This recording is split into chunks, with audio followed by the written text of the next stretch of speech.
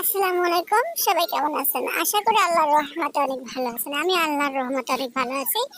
তাই আপনাদের জন্য নিয়ে আসলাম নতুন একটা রেসিপি। আমি এতদিন ভয়েস দিতে পারিনি, অনেক রকমের সমস্যা। যাই হোক, তার একটা রেসিপি নিলাম কলা ভর্তা। সেজন্য আমি আমাদের গাছ থেকে কলা পেড়ে নিতেছি দাও দিয়ে। আর অনেক উঁচা তো, কলারই পাড়তে তো সমস্যা হচ্ছে। আমাদের গাছের কলা, আমাদের খেতে ধনে পাতা। আর আমি ধনে পাতাগুলো ভালো করে দিয়ে মানে তুলে নিতে আসি। অনেক সুন্দর হয় ভর্তাটা, খেতে দারুণ লাগে। আপনারা একবার ট্রাই করে দেখবেন, নতুন আইটেমের ভর্তাগুলো করছি।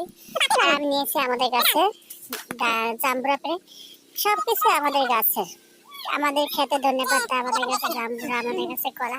আমি সবগুলো সিলে ধুয়ে পরিষ্কার করে নিয়েছি। এবার আমি একে একে সবগুলো মেখে নিব। সেজন্য আগে তেঁতুল, কাঁচামরিচ, শুকনো মরিচ আর নুন দিয়ে আগে তেঁতুলটা ভালো করে মেখে নিব। একটু সরিষার তেল দিয়ে নেব, অনেক টেস্ট হয়। এবার জাম্বুরাগুলো, কলাগুলো সুন্দর করে ভালো করে মেখে নেব। আর এই ভর্তাটা চাইলে আপনারা শুধু কলা দিয়েও করতে পারেন। আর আমার ভালো লাগলো তাই আমি 2 আইটেম দিয়ে করলাম। কার কিরকম ভালো লাগে জানি না, অবশ্যই কমেন্টে জানাবেন। আর আমার রেসিপিটা ভালো লাগলে পুরোটা দেখবেন, ভালো লাগলে লাইক, কমেন্ট, শেয়ার করে সাবস্ক্রাইব করে বন্ধুদের পাশে থাকবেন। দেখেন কি সুন্দর হয়েছে, এত মজা হয়েছে।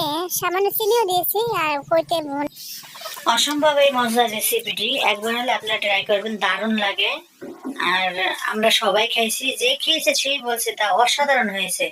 তাই সবাই ভালো কেমন হয়েছে কমেন্টে জানাবেন, ভালো লাগলে লাইক করবেন, শেয়ার করে সাবস্ক্রাইব করে পাশে থাকবেন। সবাই ভালো থাকবেন, আল্লাহ হাফেজ। আজকে এখানে বিদায় নিলাম।